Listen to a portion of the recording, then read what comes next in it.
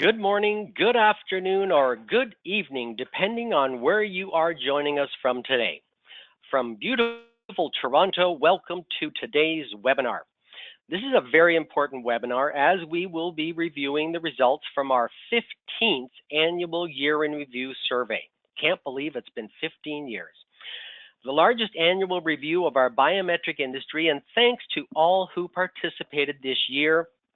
And a special thanks to our sponsor, Leidos, for their continuing support. My name is Peter O'Neill, and I am the president of FindBiometrics and Mobile ID World. And what a year for biometrics. And you're in for a real treat today. We have brought together some of our industry's most influential leaders to discuss the highlights from 2017 and what 2018 will hold for our industry. And with so much going on, be sure to stay on top of all the breaking news by visiting FindBiometrics and our sister site, Mobile ID World. Now in our 16th year, we cover the market like no one else with in-depth articles, insights, the largest yearly review of our industry, featured theme months, newsletters, interviews with leaders in the space, international speaking engagements, and of course, our now famous webinar series. Next up for us is the Mobile World Congress Show in Barcelona in 3 weeks. And if any attendees today are going, please reach out to me and we can meet up there. We have a lot to cover today, so I'm going to jump right in. Please note, to ask a question, just type it into the dialog box in the go-to control panel on the right side of your screens. And please do this at any time. Don't wait until the end, as this will give us an opportunity to manage your questions, and we'll do our best to answer as many as possible at the end. And there will be a number, I'm sure, given the information we're about to cover today. This webinar will last about 40 minutes in total and will be recorded and available at findbiometrics.com, as are the complete survey results. They'll be available on our site as well. Well, this is our 40th webinar presentation, and it is a very special one for many reasons, but most importantly because we have a very important guest. John Mears, VP Tech Fellow, Homeland Security Solutions, Leidos Corporation. You see, back in 2010, John was the very first guest for our very first webinar, and something he said back then has been used by me in every single webinar since, in all 40 of them. Good morning, good afternoon, or good evening, depending on where you are joining us from today. I just love that opening because it so accurately reflects the global nature of our industry. And indeed, we do have attendees from every corner of the globe with us today.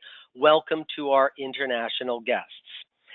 And last time John was with us, he was with Lockheed Martin Information Systems and Global Solutions, which since then has merged with Leidos, a successor of SAIC. This all occurred on August 16th, 2016. The now completely merged Leidos company has a turnover in excess of US $10 billion and has 32,000 employees worldwide. With significant operations in both the UK and Australia, the company is the largest information technology service provider to the US government. The company is also one of the most prominent providers of biometric systems in the world, with deliveries of such very significant technology as the FBI's Combined DNA Index System, or CODIS, the original FBI Integrated Automated Fingerprint Identification System, or IAFIS, the FBI Next Generation Identification System, or NGI, and the US DoD Automated Biometric Identification System, or ABIS. I am so pleased to introduce one of our industry's most respected thought leaders, John Mears. Well, thank you, Peter. Boy, I was going to say good morning, good afternoon, good evening myself, but you stole that one from me. I'd like to say thank you, though, Peter, for inviting me, and thank you to Leidos for providing the sponsorship to enable today's discussion. As well, thank you to all of you who took the survey, because the wisdom you've been able to impart informs and propels the discussion we're having today. In short, I'd say the biometrics industry had a notable 2017. driving the conversation about biometric technology from revolution to evolution. Let's examine the salient points of this evolution from the survey results using graphics for the selected questions. You can see the graphic on your screen. Financial services is the most popular area of application for the second year in a row, which is not very surprising considering the sheer number of deployments in this space. What is notable is how prominent the other category is, indicating that the industry is exploding with potential as biometric technologies become more available and mainstream, finding their ways into many niches. Facial recognition is the most exciting modality to you by far, followed by multimodality. This is a dramatic shift from last year in which both fingerprint and multimodal biometrics proved to be much more popular than facial recognition. Much of this excitement could be attributed to Apple's introduction of Face ID on the iPhone 10 or X. But it's also important to consider that facial recognition has seen deployment in a number of public safety applications, is increasingly used in mobile ID verification technologies, and is a key point in discussions about the future of artificial intelligence. Furthermore, the change in rating of fingerprints could be related to that modality's well-accepted presence in consumer technology. A plurality of respondents thought that biometrics would replace passwords as soon as 2020. Only 2 years from now, I'd note. I'm personally skeptical of this belief, and I think the most likely answer is that biometrics will become one of several factors which could include passwords, supporting the multimodality answer to the previous question. Authenticating on a smartphone's lock screen is still the #1 daily biometric interaction point from most respondents. And John, can I just interject something here? With this slide, it's interesting to see what the second, third, and fourth answers were here. 2 of them related to financial, logging into a mobile banking app or authorize a mobile payment. And I think we'll start to see voice used a lot more as we interact with our smartphones and our smart homes, our personal robots, and our autonomous vehicles moving forward. That's right. Alexa, next slide. Most people think that there are still major advances ahead for consumer biometrics, and I'd argue that this is true in other applications of biometrics, perhaps for different reasons. Educating the public about biometrics is a major concern for the industry's future, according to the vast majority of our respondents. Furthermore, if you look at question 15, this was question 10. Question 15 indicates the industry believes that cooperation through industry consortia and alliances is helpful in addressing industry challenges such as education. Organizations like the International Biometrics and Identity Association, or IBIA, the Biometrics Institute, and FindBiometrics itself are helping in this regard. A little over 50% of our respondents think that artificial intelligence will make speech and face recognition biometrics integral to everyday life. And then in the interest of time, and since you can see the detailed survey results online, I'll summarize a couple of points from the rest of the 21 questions. The vast majority of respondents are pro-biometric traveler screening, pro-biometric access control, and believe biometrics are effective at defending against terrorism. Over 90% of respondents agree that digital and physical privacy is a fundamental right and that the biometrics industry needs to deal effectively with the subject, or privacy concerns will continue to be a concern for the industry. As we can see from these results, progress in our industry is solid. The results show optimism, though most people believe that there are still major advances to be made and challenges to be overcome if the industry is to grow to full potential. And speaking of full potential, our panelists today are also working in diverse fields to actualize advancements in identity management. We have a balanced panel consisting of 2 representatives of industry and 2 representatives from government. First, we have Dr. John Schneider from Qualcomm. John is the Qualcomm Senior Technology Director, though you may also remember him as a former president and CTO of Ultrascan, which was acquired by Qualcomm. For those of you who don't remember, Ultrascan pioneered ultrasonic fingerprint capture devices, including through-the-glass applications, which are an important innovation in mobile devices now being offered by Qualcomm. Qualcomm inventions are the foundational technologies upon which others build, particularly in the very important and growing mobility sector. From 5G LTE to artificial intelligence to Internet of Things to automotive and extended reality applications, Qualcomm is inventing technologies that are driving growth in our market segments. We also have Arun Vemury, Director, Biometrics Technology Engine, U.S. Department of Homeland Security, Science and Technology Directorate, what we call DHS S&T. In this position, Arun oversees a series of biometric technology rallies to support industry innovation and advanced technologies that support DHS and Homeland Security enterprise operations. The first rally to be held at the Maryland Test Facility will be in March and challenges industry to provide high throughput face or iris technology systems. Arun previously directed the Apex Air Entry Exit Reengineering project, also housed in the Maryland Test Facility. As a part of his work for science and technology, Arun looks for the most advanced components and solutions that can best facilitate the DHS mission in the near term. And last but not least is Paul Hunter, who is the Chief of Biometric Strategy for U.S. Citizenship and Immigration Services, what we call USCIS. While Paul works for USCIS, he's an important leader in biometric technology for all of the DHS components, and indeed coordinates across other departments like DoD and FBI, as well as other countries that use USCIS capabilities in an identification as a service capacity. We all know about USCIS's uses of fingerprints and faces in the provision of immigration services, but Paul is also promoting the capture of irises, voices, and DNA for other mission needs. Voice verification can facilitate remote transactions, and DNA can verify familial relationships for train migration purposes. Both Paul and Arun are leaders in identification technology for advancing and improving government services. And with those introductions, let's go to the panelist questions. Peter?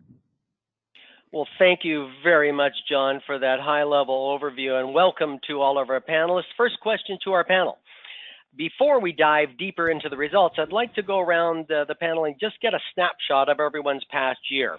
How was 2017 in biometrics from your perspective? And John Schneider, can I ask you to start off on this one for us, please? Absolutely, Peter, and it's truly a pleasure to be part of this webinar today. So we see 2017 as one of our most exciting and breakout years that I've seen in a long time for biometric technology. When you look at the mobility and handset vendors, they're taking serious interest in integrating the biometric technology into a variety of applications, some of which John had touched upon, and many of which aren't even listed on that survey form. So we're seeing very interesting new applications being considered all the time. What is different from my perspective is these consumer handset vendors are truly focused on biometric performance metrics. That shows me a great sign of intent. It's a serious intent to integrate biometrics to make it part of mainstream life in our everyday, whether it's unlocking a phone or financial transaction. So they're truly taking the time to understand biometric performance metrics and how they can properly integrate it into their solutions. The use cases are very novel. We have a very unique thing with mobile handsets with a variety of sensors on them that's really exciting, driving all kinds of new biometric technologies, well beyond fingerprint, well beyond facial recognition. So that's going to be something exciting to watch in 2018. And finally, I think I'm also seeing a convergence of consumer and large-scale ID applications. I believe that ultimately we're going to see this as biometric technology becomes ubiquitous. We will see the consumer applications start to converge with more large-scale identification applications to really make biometrics a fully integrated solution across all aspects of life. So 2017, from my perspective, was truly an exciting breakout year for biometric technology. Well, thanks very much, John. Arun, can we get your perspective, please? Sure, absolutely. First of all, thanks for having me. So 2017 was a very busy year for us. A lot of things happened. A lot of things were kind of continuing to develop. One of the things is with the continued maturity and improvement in a number of biometric technologies, we've seen a significant change in how these technologies can be applied to support different use cases. So, for example, a lot of our work, DHS is one of the largest users of biometrics in the world. And what has happened, though, in the last couple of years is it's not just about border security applications and screening. Because of the improvements in technology, because of the enhanced not only security, but also facilitation, ease of use, improvements in algorithms, we're finding that technology can be applied to potentially new use cases, to new missions where it wasn't previously technically viable or cost-effective before. So one of the things that we've been doing in particular to try to accommodate this is standing up the biometric technology engine. The intent there is to help additional users within the DHS or Homeland Security enterprise understand how these get smarter on these technologies faster, so that we can start helping people figure out how to adopt and deploy the technologies very quickly. And the reason for that is, again, we're at this point, the technology has grown so much where we're largely limited by our imagination.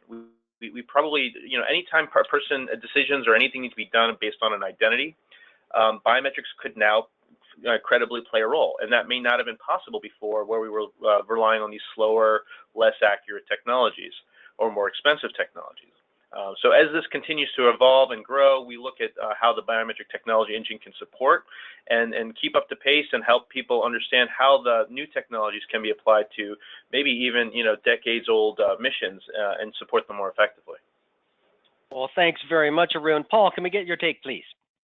Yeah, I just want to. First of all, let me just say, Peter, John Mears, thanks for the invite. I know a lot of work goes in the background to get these panels operational, and as panelists, we just show up and everything's working great. Just want to say thank you for the background there. So for 2017, from my perspective, a banner year really, and it started January of last year. There was the establishment, the department of what we call the ABC Working Group, which means it's an acronym. We're good at acronyms in the US. Age of Biometric Collection Working Group, which was comprised of the operational components. I'm talking about CBP, ICE, USCIS, and DHS headquarters. It was led by DHS policy, and it was to discuss the problem that's occurring on the southwest border. This is about unaccompanied alien children and accompanied alien children just appearing at the border. It's about 60,000 a year show up, and we don't know what's happening to these kids. So this group was formed to see what we can do to help combat that problem. So that working group started in January, and what it actually led to was a policy memo by the then Secretary Kelly that directed the components to look at multimodalities, collect one, collect all, face, finger, iris, but more importantly, to examine the age range that we collect at.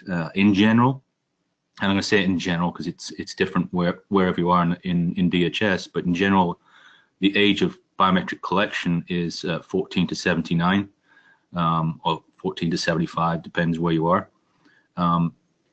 This memo directed to where it's operational and technically feasible to do so is to remove age restrictions.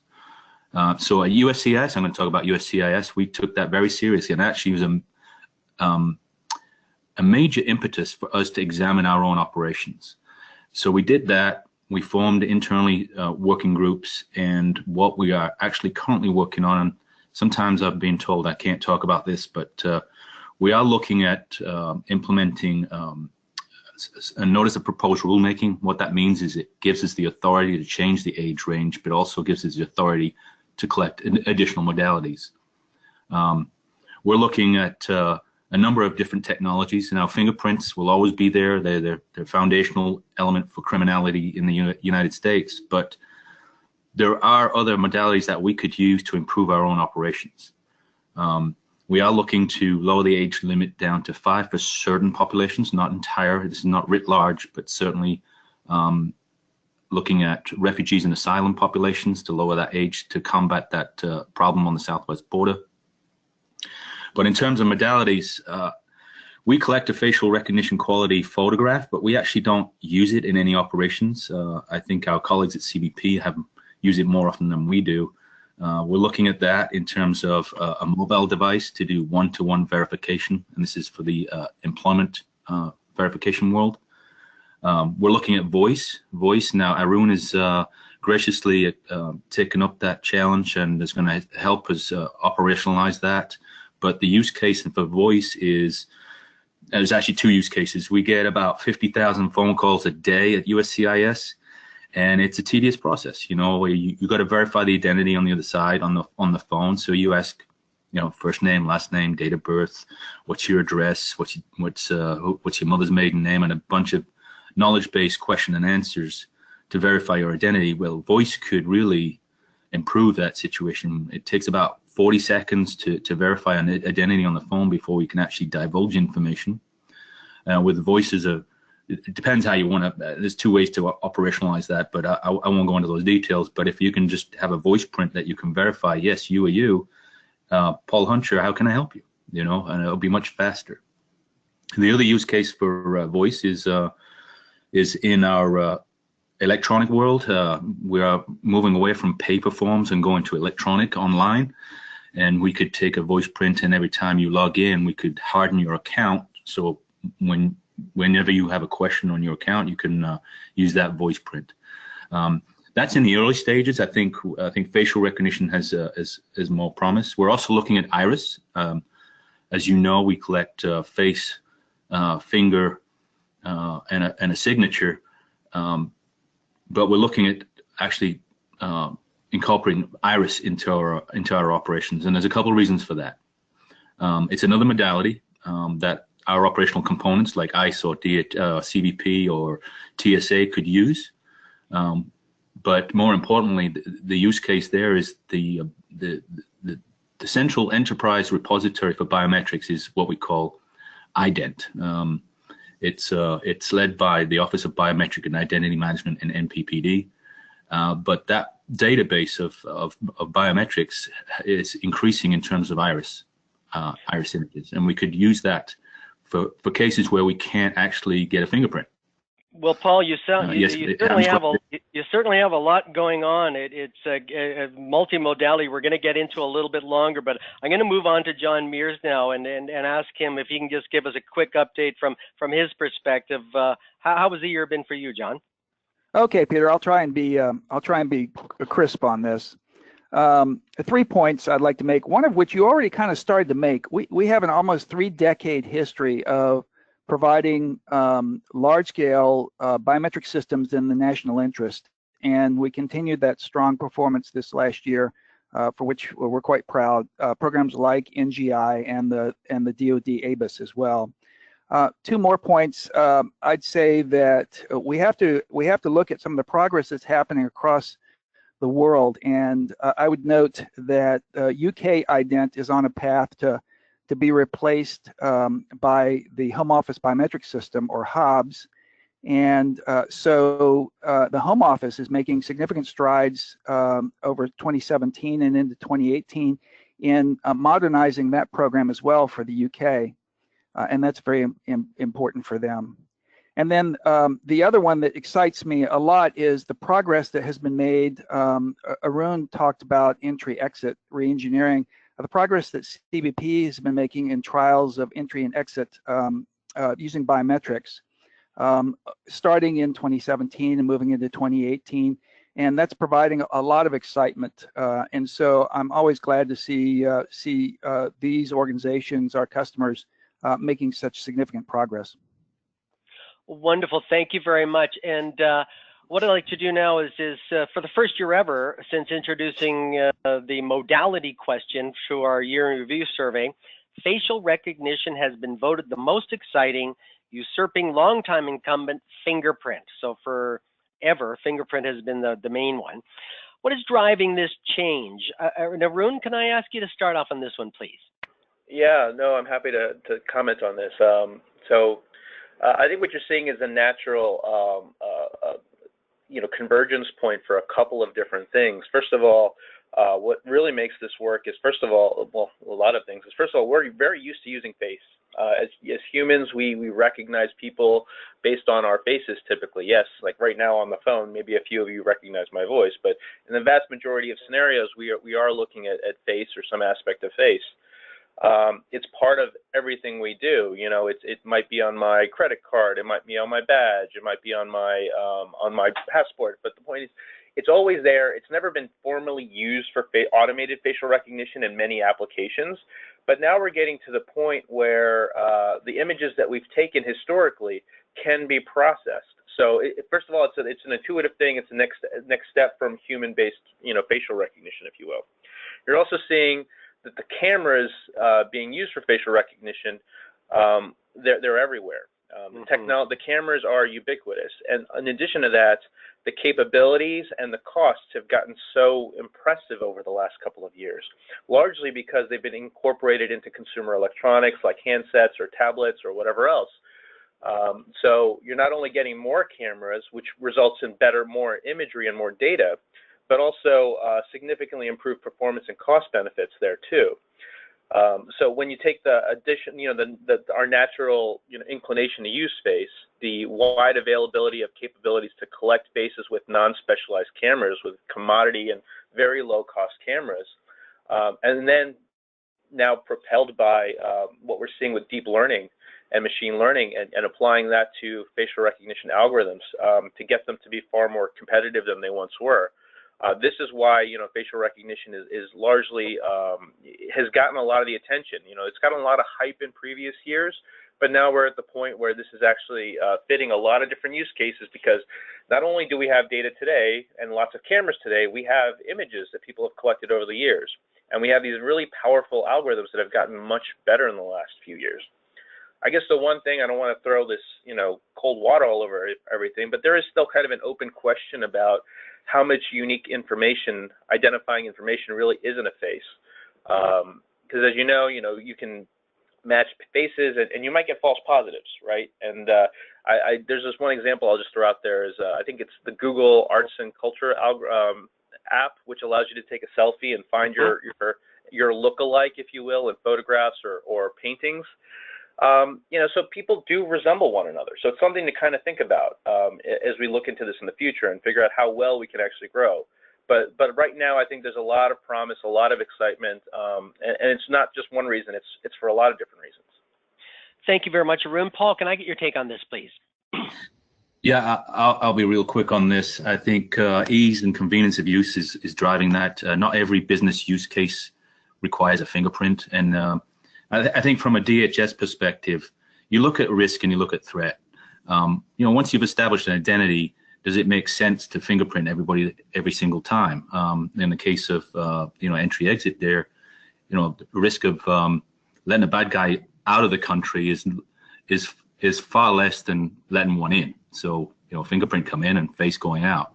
I think that's what's driving it, and I think that as Arun's already said, price point is dropping dramatically and accuracy is increasing. So why not collect multimodal while you have a person in front of you? Absolutely. John Mears, what is your take, please? Well, we haven't talked about it so far, but as I'm thinking about the flu epidemic here, one of the things that people have got to be concerned about when they talk about high volume immigration and travel through ports of entry and exit is hygiene.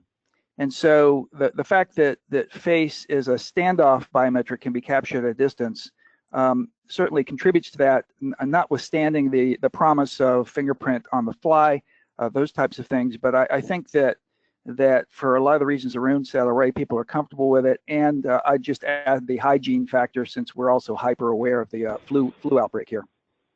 And John Schneider? Yeah, just echoing almost what everyone else says. Unlike legacy systems where maybe an integrator or a customer would drive the best performing biometrics for a given application, what we're really seeing now, what I'm seeing now is, how the impact of the user experience coupled with the system accuracy will drive the selection of biometrics. We're seeing how users in a consumer mobile-based application have a very strong say in what biometric technology they feel comfortable with.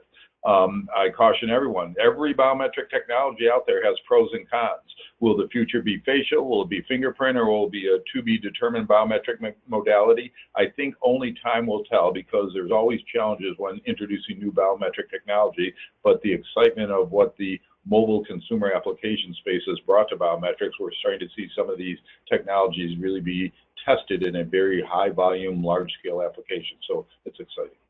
Well, and John, I think that leads well into my next question, which has to do with multimodality, because it continues to grow in popularity, and the survey results suggest that that is the case. That this particular area has grown quite a bit over the past couple of years. And what factors are driving the excitement around multimodal solutions, and how is this affecting the industry in general? And Paul, can I ask you to start on this one for us, please? I think that the one thing I didn't mention is that you know, if you have multimodal, you can accommodate. We have a lot of cultural sensitivities, right? I mean, a lot of people don't like to be touched and anything like that. So, as I mentioned before, once you have somebody in front of you and you're enrolling, and you take those additional modalities, you can be more culturally sensitive.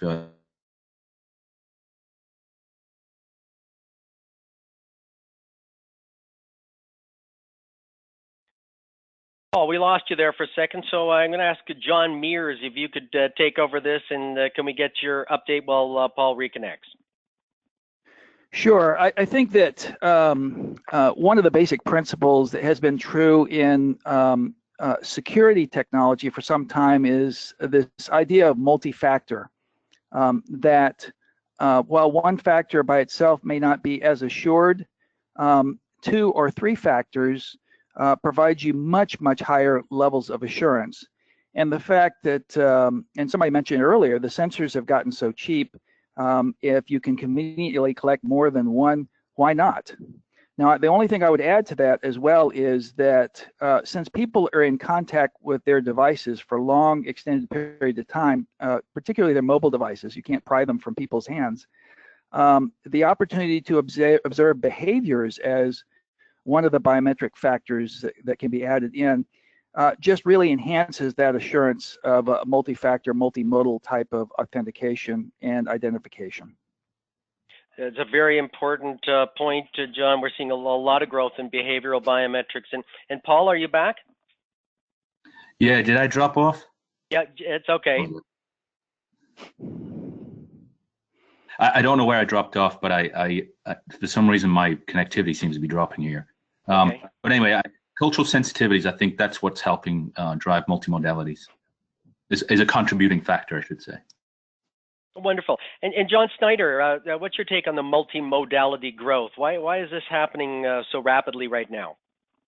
Yeah, I really think, Peter, there's 3 reasons. It's 2 are very related. Performance driven, user experience and accuracy. As John Mears points out, once we start, looking at multiple measurements, multiple biometric modalities for an individual, we can achieve performance standards never before thought possible. And from a user experience point of view, we've all heard of the corner cases, the fringe cases where some individuals don't use a particular biometric technology as easy as others. These failure to acquire biometric samples almost can be driven to 0 now once you have different types of biometric measurements, just making it much easier for the user.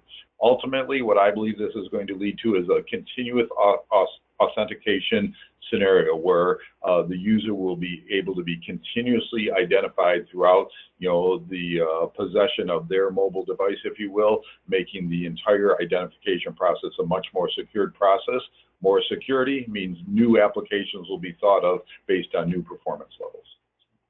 Well, at FindBiometrics, John, we're in total agreement with that outlook. And Arun, can I get your take on the multimodality growth and popularity? Sure. I think what we're seeing over time is that this stuff is going to get faster and easier to use, just as John mentioned a moment ago. This almost starts to become, this is all largely driven by a user experience. What I see this is happening is, I forgot, there's a great quote, and I can't remember it right now, but it's along the lines of how when technology gets sufficiently advanced, it starts to become transparent. Right, and I think multimodal biometrics will become transparent. We won't even really consciously think about the fact that the way we're holding our phone, or that when we do a selfie, or when we speak into it, that it can also help verify our identity.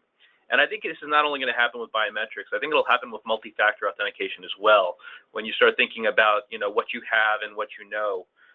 When you start asking knowledge-based questions on your device or as part of an interaction, or the fact that you even have your mobile device with you as part of an interaction, these things will all start to seamlessly integrate to help provide that continuous authentication that you are you. Thank you very much, Arun. Next question. The majority of respondents agree that the password will be replaced by biometrics by 2022 or even earlier, and some even claim that it's already happened. Is this overly optimistic? When do you expect the password to be replaced by biometrics? And what sort of has to happen for all this to really take hold? And John Mears, can I ask you to start, please? Of course. So I think there are two major considerations here. And one of them, I think we can cite, just happened. I just saw the announcement just before we came online today, and that was MasterCard's announcement that said that their issuers would be required to incorporate biometrics as a factor for authentication to credit card transactions and make it available by April of 2019. That's big news, John. That just landed today, eh? It did. It just landed today. And so some people would say that that is a significant citation in the death of passwords. Although I note that they say that they're going to continue the PIN and other authentication techniques in parallel. So they didn't say they were going to cut that off. But at any rate, and they may go to truly a multimodal where you've got biometric and a PIN or something of that nature. But it wasn't clear in the announcement, and this is just coming out, so I think we need to watch this carefully. But I think it's a very significant announcement, as you say, Peter. So that's one item. On the other hand, I expressed in my remarks earlier some skepticism about this, and the reason I say that is that I keep an encrypted file with all of my ID passwords, and I've started counting them. I've enumerated them all so I can keep track of them. I have 109 unique ID password combinations in my encrypted file. And when I look at the applications that use this technique, they're not all credit card applications. Some of them are with my financial services company, some are with healthcare, others are company applications of various types. And it's hard for me to believe that all of these companies and all of these apps will be upgraded to use multi-factor or multimodal or biometric authentication in the next couple of years. So I think there's good progress to cite and very, very great excitement with the MasterCard announcement today. But I think it needs to be tempered with some caution on the optimism. Well, John, how I wish I had your ability to do that. I'm a yellow sticky pad guy myself, and have them all over my wall. So I'm the opposite end of that. John Schneider, can I get your take on this one, please? Sure, Peter. So I think password replacement will occur when a given biometric solution, whether it's a single modality or a multimodality solution, can pass the test of time. And the test of time is both with respect to user experience as well as system accuracy. And I don't think we're far off from that. I believe that this, though, is going to involve rigorous testing of fielded biometrics to validate the performance claims. And I think these performance claims are not far off by any stretch of the imagination. Do I think 2020 is the year? I think that's probably a little optimistic, but do I believe it's going to happen? Absolutely. I just believe that we're going to see some new biometric developments take place first. These will get deployed. These will be validated that, in fact, they are a very secured, safe, non-intrusive way to establish one's identity, and that's when I think we'll see passwords become eliminated across the board. Thanks. Arun, your take? I think what we're going to see here is it's not going to be something that happened. I mean, to be fair, with password, you're right. It is absolutely being replaced by biometrics in some limited applications. And usually in those conditions, it's really because of the ease of use aspect of it. When we start talking about like more complicated operations, I don't know the passwords will go away tomorrow. I think we're going to continue to see multi-factor authentication for some use cases, depending on the risk tolerance and the consequences of misidentification. But for others, biometrics might be perfectly good to take away the password. I mean, I personally use it to log into some of my devices. It's really convenient. So I think it's really just going to be context dependent. In some places, it's already happened. It'll continue to happen. But I think for many other applications, you'll continue to have multi-factor authentication for at least the foreseeable future. Thanks, Arun. Paul? Paul's having some connection problems. I'd like to add here, you know, from an ROI perspective, or return on investment, you know, the cost of call centers and replacing passwords, and people who in the online shopping area, people leaving a purchase because they just can't deal with their password. So that end user frustration, I think, is a main driver here as well. And I'd like to move along to the next question here, and that is, this year we saw a rising prominence of artificial intelligence, neural networks, and machine learning. Our survey respondents voted in agreement that the rise of AI will make contactless biometrics such as voice and face integral to everyday life. Do you agree with this assessment? And what are some of the benefits of these new technologies? And John Schneider, can I ask you to start off on this? You've already mentioned AI a number of times. Yeah, absolutely, Peter. So I strongly agree that the role of machine learning, deep learning networks, artificial intelligence is going to have a very strong impact on biometrics, because we are seeing with the added applications out there, the biometric technologies, there is not a single clear-cut winner today. We're seeing fingerprint and face start to really take the lead, but I believe once we introduce behavioral and all the host of other biometric technologies that become enabled, but in a mobile environment with the vast amount of sensors we have on a phone, all of a sudden the analysis of how these biometric technologies can play with each other is an ideal problem set for machine learning. So we will now have a vast amount of data, both traditional biometric data and non-traditional biometric data, that I believe will offer us an opportunity to analyze that in a machine learning environment through deep learning networks and come up with performance standards never before thought possible to really, as we lead toward that continuous authentication platform. So. It certainly is a very exciting time, John, when you look at the rise, and obviously machine learning has been around for a long time, but the growth in the last few years has been quite outstanding. Paul, I understand you're back. Can I get your take on this question, please? Yes, I'm back. I apologize for that. I do not understand what's going on with my network. So can you repeat the question? Yeah, it's the artificial intelligence. You know, what ways can we see the biometric industry benefiting from, neural networks, machine learning, the rise in AI? Because we're seeing it everywhere. At every conference that I go to now, AI is taking over a major section of the discussion, and how will that benefit the biometric industry? Wow. Well, certainly it'll help improve accuracy and speed of use. I think that those would be two areas I would see. Other than that, I can't really predict. It's so overwhelming what artificial intelligence, the progression of artificial intelligence, what it'll have on the biometric industry right now. But definitely going to keep a close eye on that. Wonderful. And Arun, can I get your take, please? Yeah, the way I kind of see it is biometrics will be data feeds into machine learning and deep learning and artificial intelligence and those types of things. It'll be one of many signals that they use to help to make these determinations about, does this look like it's the right person, or does it seem like it's the right person, and should we be, should access or whatever be granted to that individual.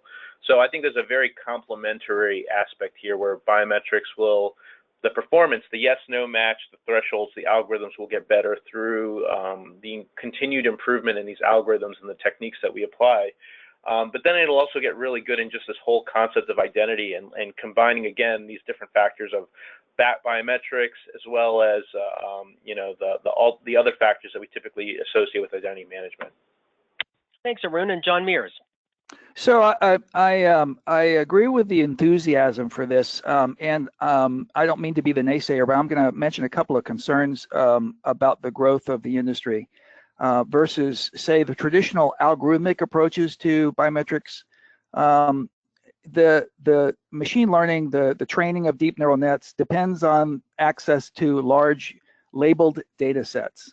That is, you need to know ground truth on these to train your neural net.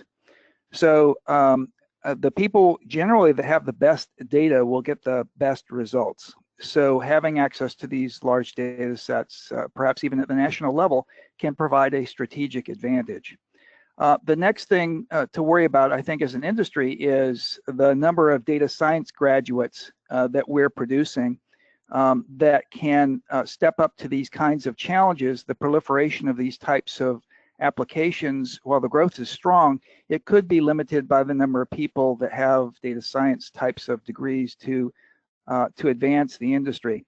And so we need to work on education and education outreach as an industry to encourage the development of programs at universities where they've got such types of skills. So I just add those couple of things, caveats. Thank you very much, John. Now we're running a little long in our webinar today, but because this is such an important one, we're getting a number of questions from the attendees, and I'm going to now just sort of move to that. A number of questions around privacy, education. So let me sort of put these into one. You mentioned that education was very important. And how does privacy fit into that as the biometric industry moves forward?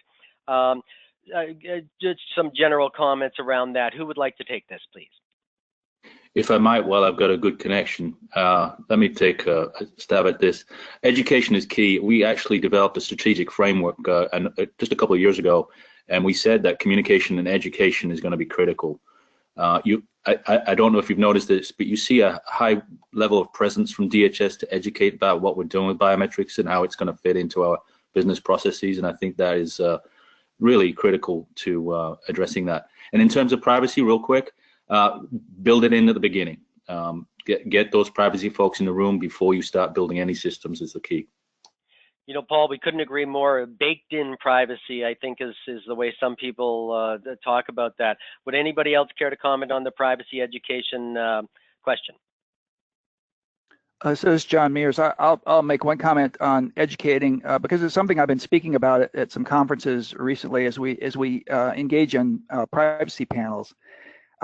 Privacy, for instance, in the U.S. at the federal level, is legislated by about 29 federal laws. And so they all talk about the basic concept, which is the right to be left alone, that nobody's going to abuse the data to which they have the privilege of accessing about you personally. So that's very important. But that's different from anonymity. And when you're traveling in an airport, for example, we're all used to having to show ID to get on a plane. They want to verify. There've been at least one famous situation recently where a person got on the wrong plane. We've seen cases like that before. So nobody would argue that being able to identify a person is an invasion of privacy. But we sometimes confuse the difference between privacy and anonymity. Where there is no right to anonymity, it's not the same as an invasion of privacy. So I think that kind of education needs to be promulgated. It's interesting, John. When we started these year in review things, it was always to do with, education wasn't really one of the topics that was talked about. And in the last 5 years, it's really come up to be one of the critical areas. So thank you for sharing that. And I'm going to get to one other question. It has to do with liveness detection. So we had a number of questions, and basically what steps are being taken in this area. It is a critical one. And maybe John Schneider, can I ask you to start us off on that one from the attendees, please?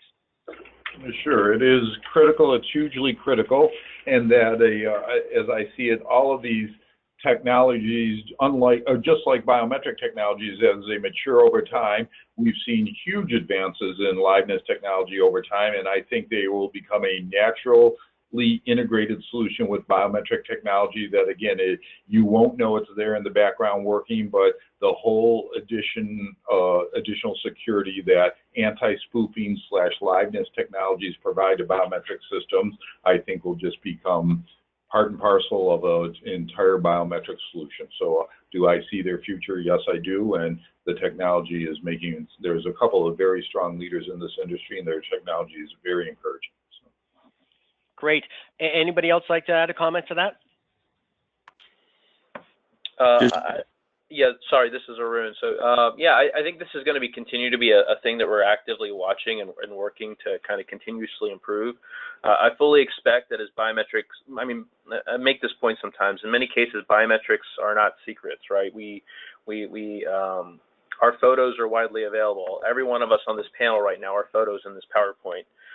We leave our fingerprints on many things that we touch. So liveness is going to be an important component of making sure that whether or not we should be able to trust the sensor that's providing the image, and whether or not we want to provide that you know, to authenticate the user who's accessing that device. I fully expect that there's going to be incentives for people to try to continuously beat these systems, but there's also going to be a lot of effort on the other end to make sure that we can continue to trust these systems, and that might involve better algorithms to try to detect features or aspects of the biometric signal to see whether or not it appears to be authentic. But we'll also see like more and more sensors being built into these devices anyway. And this will get back to, like, if we're trusting the phone, you know, we may not trust just the face photo. We may look at other things. We may look at, okay, the voice, or we may look at if there's a fingerprint sensor there. We may even just look at geographically, you know, where the person's sending the data from. Is it from the place where they usually try to interact with our systems? I think there's going to be additional data that comes into play. I think there's going to be additional sensors and smarts built into these devices. And it's going to be something that continues to evolve. This is going to be a bit of an arms race for a while, where you know, just like in cybersecurity, it's not like you're all of a sudden completely secure. Both sides become more sophisticated in trying to, you know, make sure that certain threats aren't realized. Well, Arun, thank you very much, and I think that will be our last comment. I want to thank again our sponsor, Leidos, for their continuing support, and especially to John Mears and our expert panel today. This concludes our webinar today. Thank you very much. Thank you, Peter. Thanks, everybody. Thank you.